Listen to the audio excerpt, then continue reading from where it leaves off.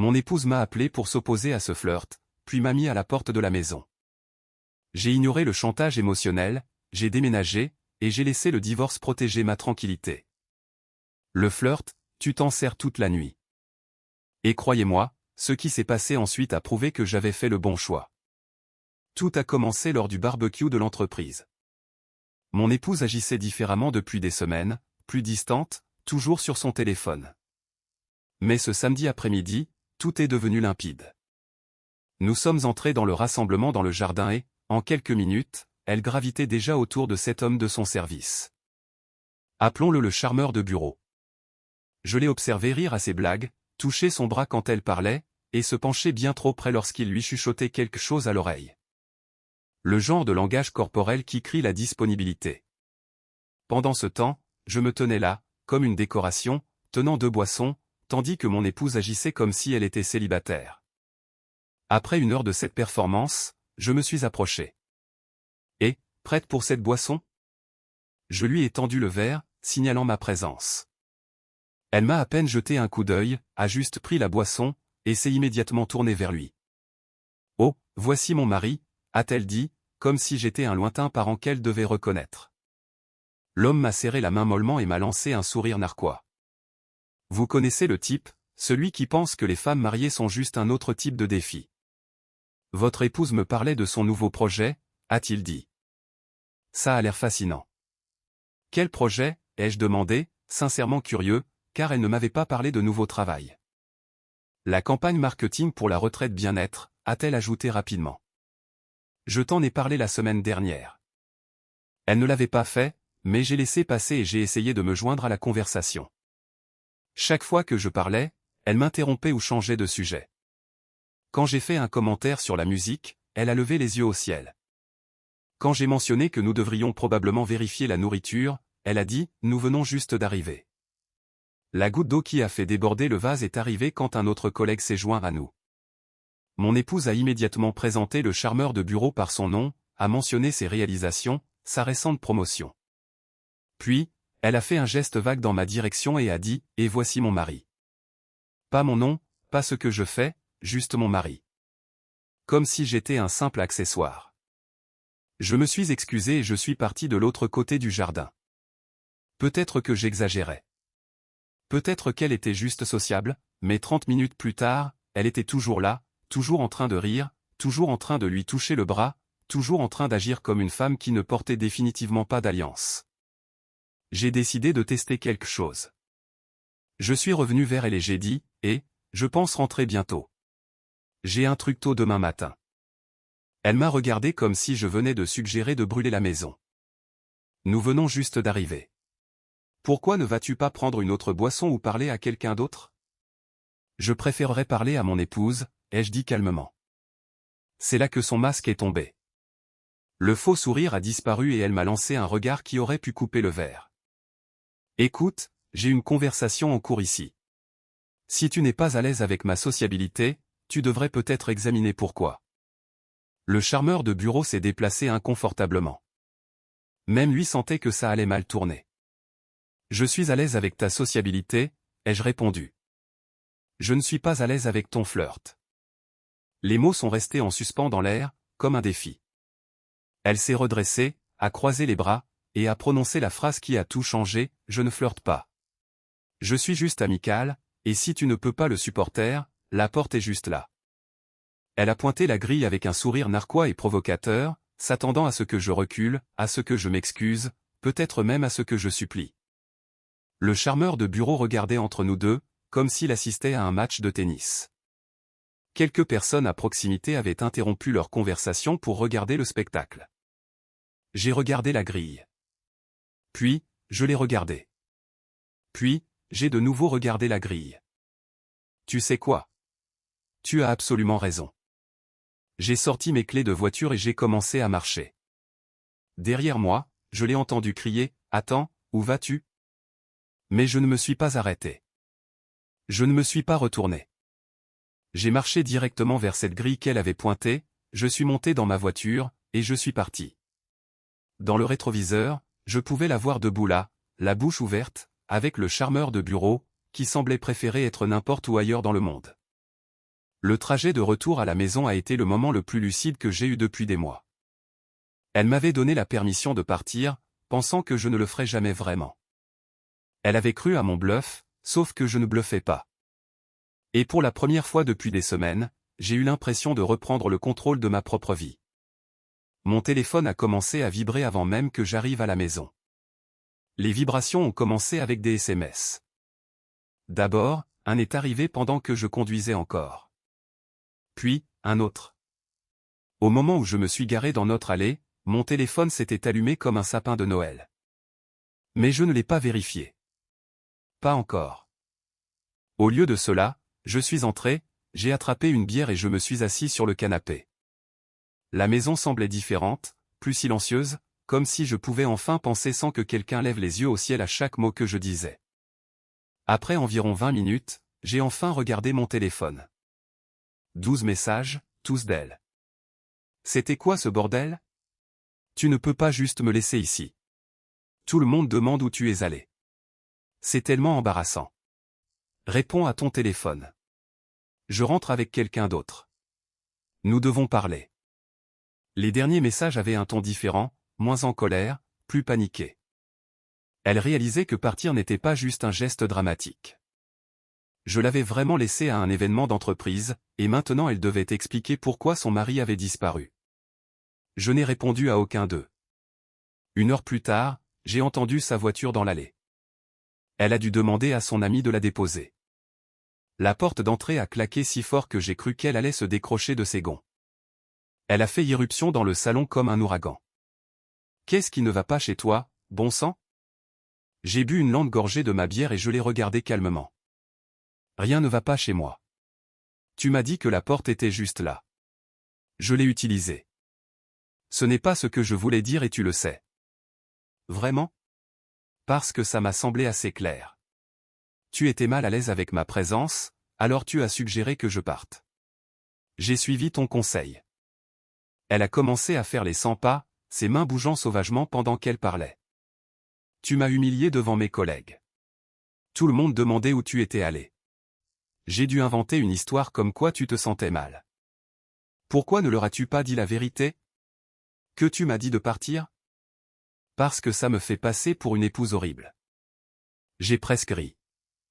Et flirter avec ton collègue tout en ignorant ton mari te fait passer pour quoi, exactement? Je ne flirtais pas.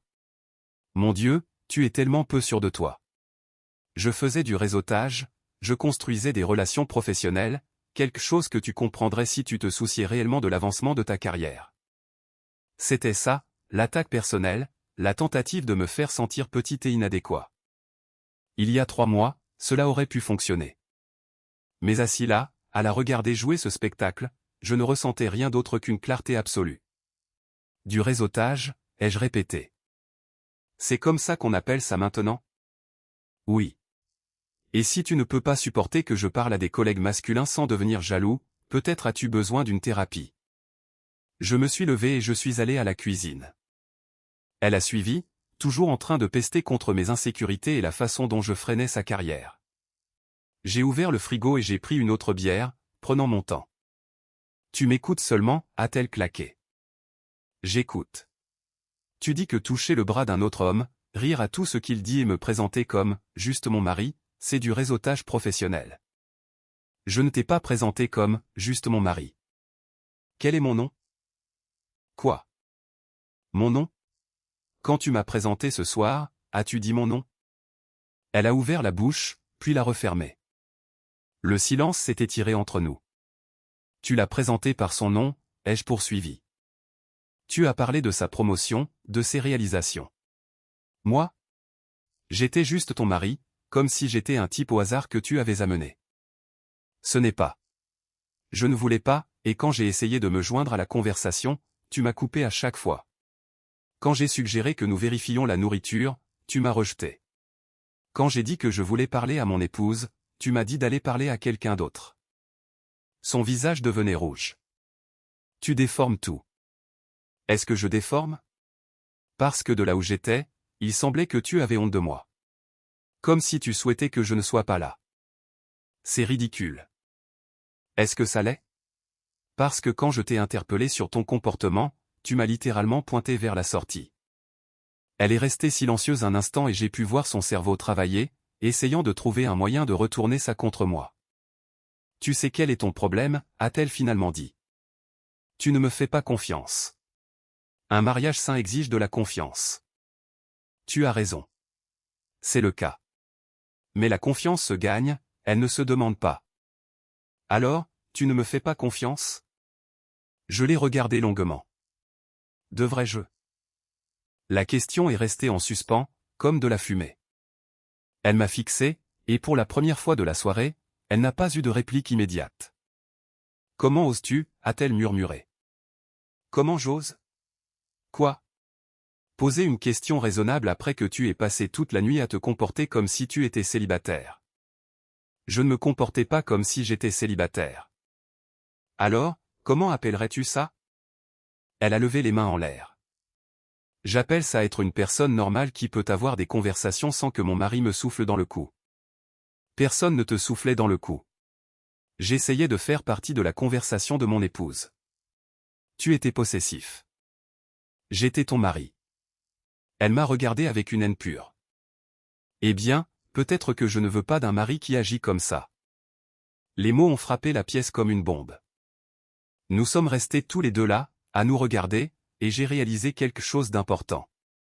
Elle venait de me dire exactement ce qu'elle ressentait pour notre mariage. Bon à savoir, ai-je dit doucement, et je suis monté à l'étage, la laissant là, debout dans la cuisine, la bouche ouverte. Je suis resté dans la chambre pendant peut-être 10 minutes avant d'entendre ses pas dans l'escalier, lents, délibérés. Elle planifiait sa prochaine action. Quand elle a ouvert la porte, toute son attitude avait changé. La colère avait disparu, remplacée par quelque chose qui ressemblait à du regret. Mais j'avais déjà vu cette performance.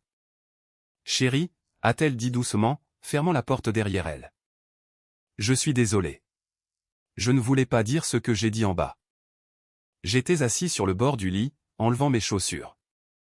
Je n'ai pas levé les yeux. Quelle partie ne voulais-tu pas dire? Tout. J'étais juste en colère. Tu sais, je ne pense pas clairement quand je suis bouleversé. Alors, tu veux un mari qui agit comme ça? Elle s'est assise à côté de moi, tendant la main vers la mienne. Je te veux, toi. Je nous veux. Je ne sais pas ce qui m'a pris ce soir. J'ai retiré ma main et je me suis levé. Ce qui t'a pris, ce sont 3 heures de flirt avec un autre homme. Ce n'était pas du flirt. Le masque est tombé juste une seconde avant qu'elle ne se reprenne. Je veux dire, je peux voir comment cela a pu te sembler ainsi, mais ce n'était vraiment pas le cas. Juste comme me dire de partir, ce n'était pas vraiment me dire de partir. Elle s'est levée et s'est rapprochée. J'étais gêné. Tu m'as mise dans une position délicate devant mes collègues. Je t'ai mise dans une position délicate en existant, en agissant de manière jalouse, en rendant évident que tu ne me fais pas confiance. Je me suis tourné pour lui faire face. Tu as passé toute la nuit à m'ignorer. Quand j'ai essayé de me joindre à ta conversation, tu m'as coupé. Quand je t'ai demandé de me présenter correctement, tu m'as rejeté. Quand je t'ai dit que j'étais mal à l'aise avec ton comportement, tu m'as dit de partir. À quel moment étais-je censé faire semblant que tout allait bien? Elle est restée silencieuse un instant, puis a essayé une approche différente. Tu as raison. J'aurais dû être plus prévenante, mais tu dois comprendre que le réseautage est important pour ma carrière. Je ne peux pas m'inquiéter de l'apparence de chaque interaction à tes yeux. Personne ne te demande de t'inquiéter de chaque interaction. Je te demande de ne pas flirter avec d'autres hommes. Je ne flirtais pas. Tu le touchais, tu riais à tout ce qu'il disait, tu te penchais quand il te chuchotait, tu te tenais dos à moi pendant que tu lui parlais pendant 2 heures. C'est juste ma façon d'être avec les gens. Je suis naturellement amical. Es-tu aussi amical avec les femmes? Elle a marqué une pause. Que veux-tu dire? Touches-tu tes collègues féminines de la même manière que tu l'as touché? Ris-tu à leurs blagues de la même manière? Te penches-tu quand elles parlent? Une autre pause, plus longue cette fois. C'est différent. Comment? C'est juste différent. Je me suis dirigé vers la commode et j'ai commencé à me préparer pour me coucher. Tu sais quoi? Tu as raison. C'est différent. Et c'est exactement le problème. Elle m'a suivi, sa voix devenant plus aiguë. Alors, qu'est-ce que tu dis? Que je ne peux pas parler aux hommes. Que je dois te demander la permission avant d'avoir une conversation? Je dis que quand on est marié, on ne se comporte pas comme si on était célibataire. C'est vraiment aussi simple que ça. Je ne me comportais pas comme si j'étais célibataire. Alors, comment agissais-tu? Elle n'a pas répondu. J'ai sorti un t-shirt et j'ai commencé à me changer. Elle m'a regardé et j'ai pu voir les rouages tourner dans sa tête. Elle manquait d'arguments et passait en mode panique. Écoute, a-t-elle dit, sa voix plus douce maintenant. Peut-être que je me suis emporté. Peut-être que j'étais un peu trop amical, mais cela ne veut rien dire. C'est toi que j'ai épousé. C'est toi que je retrouve à la maison. Ce soir, tu es rentré pour me crier dessus parce que j'avais quitté une fête où tu m'avais dit de partir. J'étais en colère. J'ai dit des choses que je ne pensais pas. Est-ce que tu le pensais quand tu as dit que peut-être que je ne veux pas d'un mari qui agit comme moi? Elle est restée silencieuse un long moment. J'étais bouleversé. Ce n'est pas une réponse. Non, je ne le pensais pas. Tu es sûr? Parce que tu semblais assez convaincu à ce moment-là. Elle s'est rapprochée, tendant la main vers moi de nouveau. Je suis sûr. Je t'aime. Je t'ai épousé. Je veux arranger ça. J'ai reculé. Pour arranger ça, il faudrait que tu reconnaisses ce que tu as mal fait. Et tu ne feras pas ça. Je viens de le faire. Tu as dit que peut-être tu t'es emporté. Peut-être que tu as été trop amical. Ce n'est pas la même chose que d'admettre que tu flirtais et que tu m'as ensuite dit de partir quand je t'ai interpellé. Son visage redevenait rouge. Très bien. Peut-être que je flirtais un peu, mais cela ne voulait rien dire. Cela signifiait quelque chose pour moi. Eh bien, peut-être que tu es trop sensible. Et voilà, encore une fois. Sa vraie nature qui ressortait quand elle était frustrée. Je n'étais pas surpris. Tu sais quoi, ai-je dit calmement. Peut-être que je suis trop sensible. Peut-être que la plupart des maris seraient d'accord avec le fait que leurs épouses agissent comme ça. Peut-être que la plupart des maris ne se soucieraient pas d'être ignorés et manquer de respect toute la nuit. Exactement. Mais je ne suis pas la plupart des maris. Et si tu veux un mari qui ne se soucie pas de ces choses, tu as épousé le mauvais homme. Elle m'a fixé et j'ai pu voir le moment où elle a réalisé son erreur. Elle venait d'accepter que son comportement était normal, ce qui signifiait qu'elle pensait que j'étais le problème. Je ne voulais pas dire ça comme ça, a-t-elle dit rapidement. Si, tu l'as tout à fait dit. Et ça me dit tout ce que j'ai besoin de savoir. J'ai passé devant elle en direction de la salle de bain. Je prends une douche. Quand j'en sors, je ne veux pas continuer cette conversation.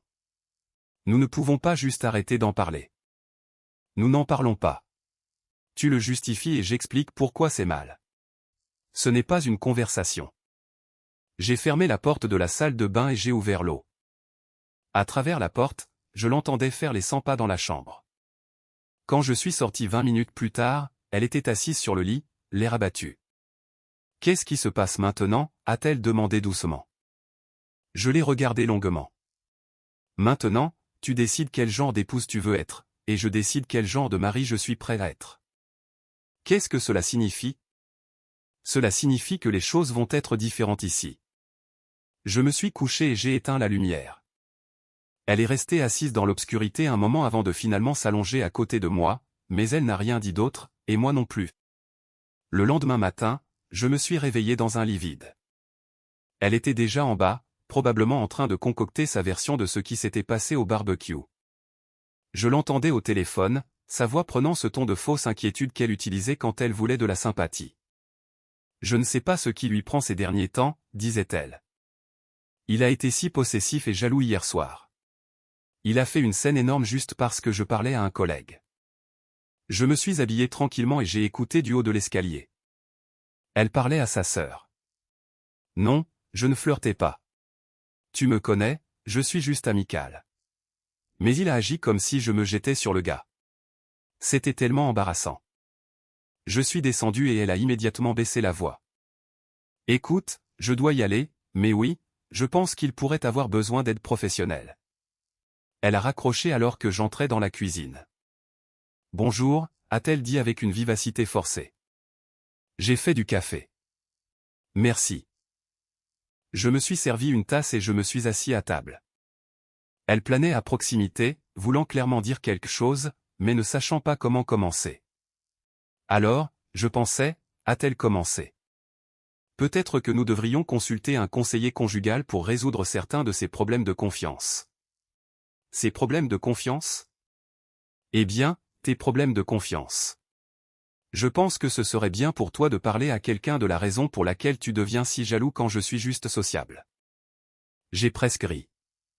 Tu veux que j'aille en thérapie parce que tu as flirté avec un autre homme et que tu m'as dit de partir. Je veux que nous travaillions sur notre communication. Hier soir, ça a dégénéré parce que nous ne nous écoutions pas. Je t'ai parfaitement entendu. Tu as dit que la porte était juste là. Son téléphone a vibré. Elle y a jeté un coup d'œil et son visage s'est illuminé. Oh, c'est ma mère. Elle s'inquiète pour nous. Tu as appelé ta mère. J'avais besoin de parler à quelqu'un. Tu n'étais pas vraiment communicatif hier soir. Elle a répondu au téléphone avant que je puisse répliquer. Salut, maman. Non, tout va bien. Juste en train de régler quelques affaires. J'entendais la voix de sa mère à travers le téléphone, rapide et inquiète. Mon épouse est allée dans le salon, mais je pouvais encore entendre des bribes de la conversation. Il est juste très possessif ces derniers temps. Non, je n'ai rien fait de mal. Juste parler à un collègue. Je ne sais pas pourquoi il est si peu sûr de lui. J'ai fini mon café et je me suis dirigé vers la porte. En passant par le salon, elle a couvert le téléphone. Où vas-tu? Travailler sur des choses dans le garage. Nous devons parler de ça. Non, nous ne devons pas. Tu gères ça parfaitement en appelant toutes les personnes que tu connais pour leur dire à quel point je suis déraisonnable. Je suis sorti et j'ai commencé à organiser des outils qui n'avaient pas besoin d'être organisés. Mais cela m'a donné de l'espace pour penser. Elle jouait la victime, me décrivant comme le mari jaloux et possessif. Une tactique de manipulation classique, faire croire à tout le monde que le problème vient de moi, et non de son comportement. Mon téléphone a sonné. Numéro inconnu. Allô? Salut, c'est Dave du barbecue d'hier. Dave était son beau-frère, marié à sa sœur. Un type sympa, mais facilement influencé par les drames familiaux. Quoi de neuf, Dave?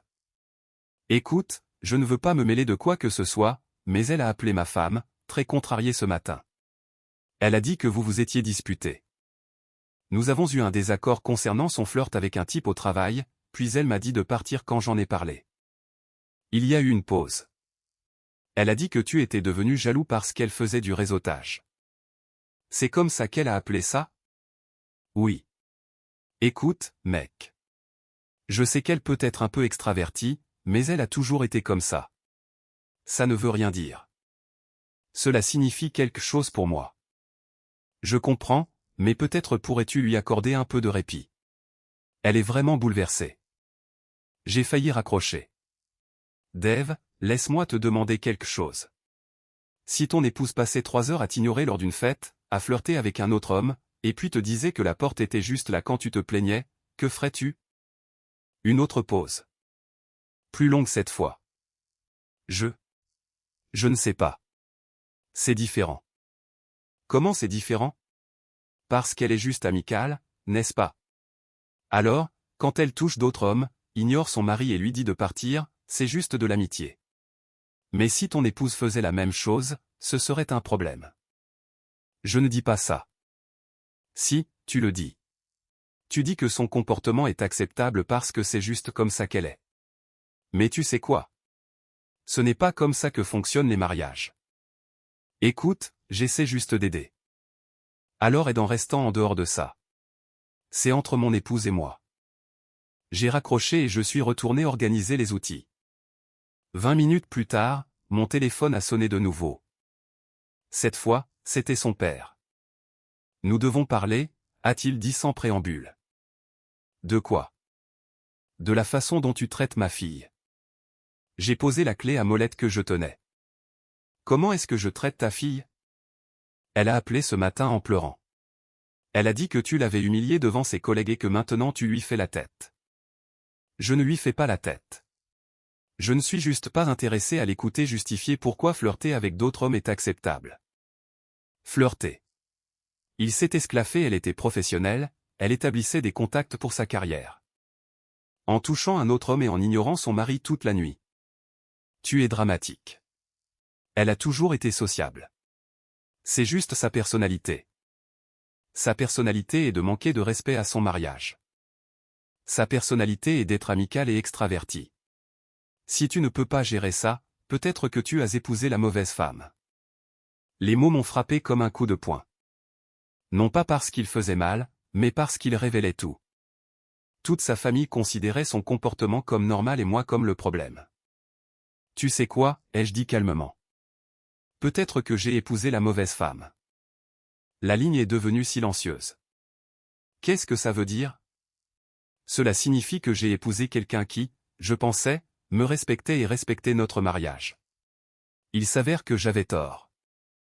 Maintenant, tu vas m'écouter. Non, c'est toi qui vas m'écouter. Ta fille m'a dit que la porte était juste là quand je me suis opposé à son flirt, alors je l'ai utilisée. Et maintenant tout le monde me traite de méchant parce que j'ai fait exactement ce qu'elle a suggéré. Elle ne voulait pas que tu partes réellement. Alors elle n'aurait pas dû le dire. J'ai raccroché et j'ai éteint mon téléphone. Le garage semblait paisible maintenant. Plus d'appels de personnes essayant de me convaincre que le comportement de mon épouse était de ma faute. Mais je savais que ce n'était que le début.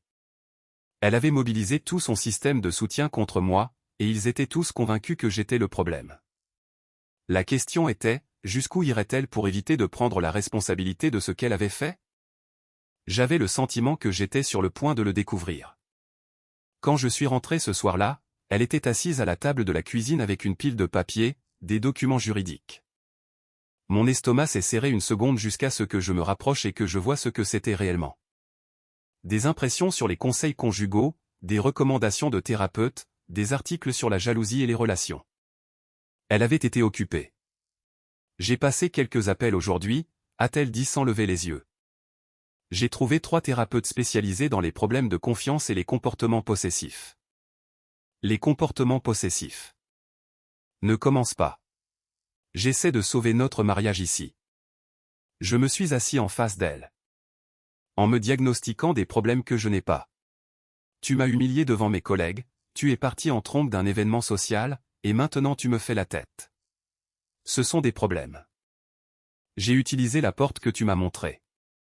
Comment est-ce un problème? Elle a claqué la main sur la table. Arrête de dire ça. Tu sais que ce n'est pas ce que je voulais dire. Alors, qu'est-ce que tu voulais dire? Je voulais dire que tu étais déraisonnable. Donc tu as dit à ton mari déraisonnable de partir.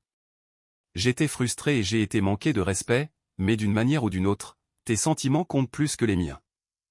Elle a pris une des impressions. Cet article dit que la jalousie excessive découle souvent d'une insécurité personnelle et de problèmes de confiance liés à des traumatismes d'enfance. As-tu trouvé des articles sur les épouses qui flirtent avec d'autres hommes? Je ne flirtais pas, n'est-ce pas? Tu faisais du réseautage. J'avais oublié. Elle s'est levée et a commencé à faire les 100 pas. C'est exactement de ça que je parle. Tu es sarcastique et méprisant au lieu de travailler sur le vrai problème. Quel est le vrai problème? Ton incapacité à me faire confiance. Devrais-je te faire confiance? Oui, même après que tu aies passé 3 heures à te comporter comme si tu étais célibataire et que tu m'aies dit de partir quand je me suis opposé. Oui, parce que je sais quelles étaient mes intentions. Je me suis penché en arrière sur ma chaise. Tes intentions ne comptent plus pour moi. Tes actions, oui. Ce n'est pas comme ça que le mariage fonctionne. En fait, c'est exactement comme ça que le mariage fonctionne. Tu ne peux pas agir comme tu veux et ensuite me dire de l'ignorer parce que tu ne le pensais pas. Elle a arrêté de faire les 100 pas et s'est tournée vers moi. Très bien. Tu veux faire ça à la dure? Voici ce qui va se passer. Soit tu acceptes d'aller en thérapie et de travailler sur tes problèmes de confiance, soit c'est fini.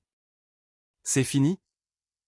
J'en ai assez des accusations, de la jalousie, du comportement possessif. J'en ai assez de marcher sur des œufs parce que tu ne peux pas supporter que je sois sociable. Alors, tu menaces de partir. Je te dis ce dont j'ai besoin pour que ce mariage fonctionne. Je me suis levé et je suis allé au comptoir. Et ce dont j'ai besoin, c'est d'une épouse qui ne flirte pas avec d'autres hommes et qui ne me dit pas ensuite de partir quand je m'y oppose.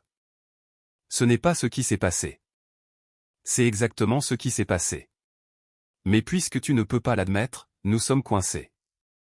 Elle a croisé les bras. Alors, qu'est-ce que tu dis? Je dis que tu as raison. L'un de nous doit partir. Son visage est devenu pâle. Quoi? Tu as dit que c'était fini. Tu as dit que tu avais besoin que je change qui je suis pour que ce mariage fonctionne. Mais je ne change pas. Je ne vais pas en thérapie pour résoudre des problèmes que je n'ai pas. Et je ne vais pas prétendre que ton comportement était acceptable. Tu n'es pas sérieux. Je suis tout à fait sérieux. Tu veux un mari que cela ne dérange pas lorsque tu flirtes avec d'autres hommes? Va en trouver un. Mais ce ne sera pas moi. Elle m'a regardé sous le choc. Tu parles de divorce. C'est toi qui as dit que c'était fini. Je suis juste d'accord avec toi. Je ne voulais pas. J'essayais juste de te faire entendre raison. Raison? Tu penses qu'il est raisonnable d'exiger que j'ignore le comportement inapproprié de mon épouse? Ce n'était pas inapproprié. Alors, nous devons absolument divorcer. Les mots sont restés en suspens entre nous. Elle avait l'air d'avoir été giflée. Tu ne peux pas être sérieux. Pourquoi pas? Tu ne me respectes pas. Tu ne penses pas que ton comportement était mauvais. Tu as passé toute la journée à appeler toutes les personnes que tu connais pour leur dire à quel point je suis terrible. Tu viens de menacer de me quitter si je n'allais pas en thérapie pour des problèmes que tu as inventés. Pourquoi exactement devrions-nous rester mariés? Parce que le premier amour. Quoi? Parce qu'hier tu m'as dit que peut-être que tu ne veux pas d'un mari qui agit comme moi.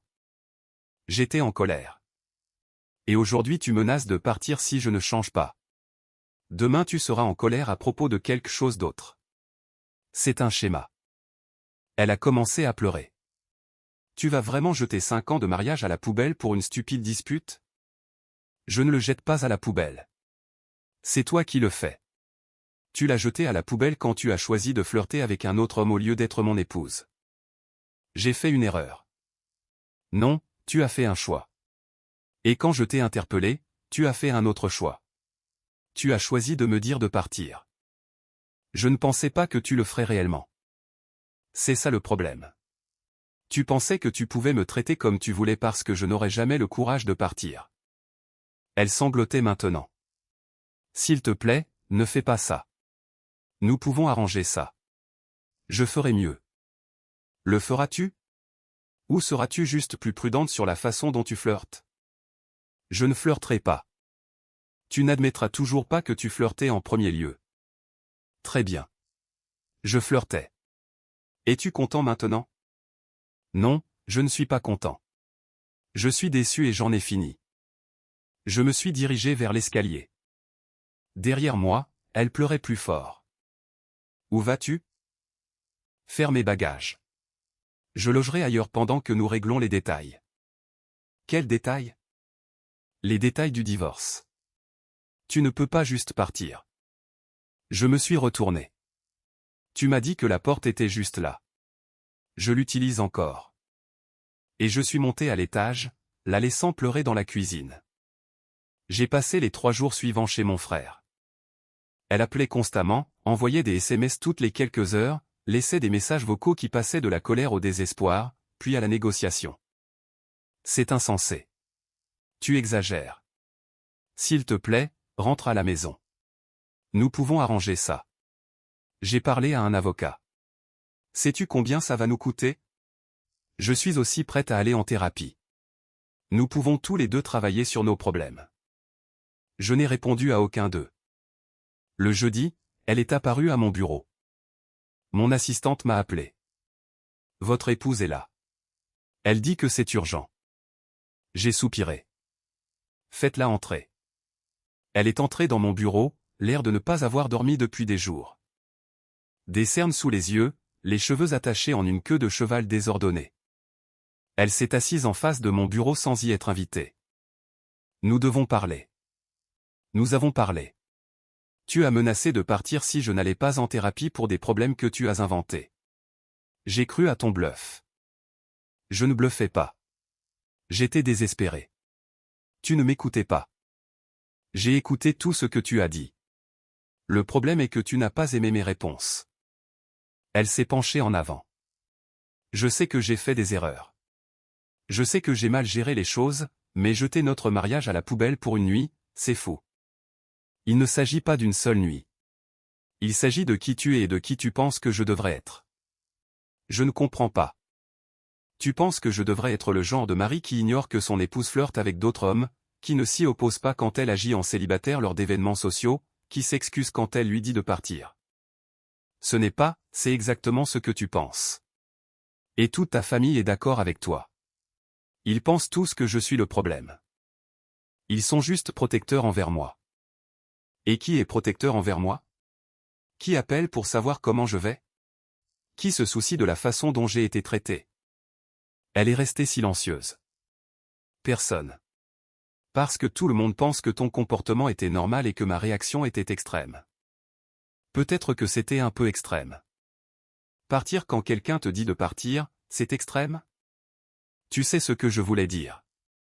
Je sais exactement ce que tu voulais dire. Tu voulais dire que je devais me taire et supporter. Que je devais être reconnaissant pour toute l'attention que tu déciderais de me donner. Ce n'est pas vrai. N'est-ce pas? À quand remonte la dernière fois où tu t'es excusé pour quelque chose sans essayer de le justifier? À quand remonte la dernière fois où tu as pris la responsabilité de m'avoir blessé sans que ce soit de ma faute? Elle a ouvert la bouche, puis l'a refermée. J'attends, ai-je dit.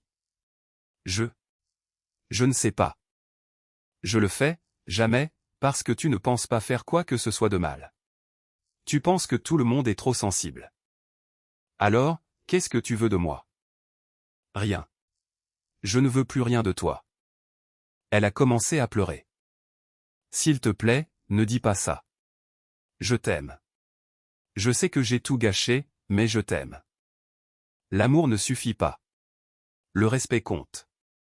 La confiance compte. Et tu ne me respectes pas. Je te respecte. Tu as flirté avec un autre homme pendant 3 heures pendant que je regardais. Tu m'as ignoré quand j'ai essayé de me joindre à la conversation.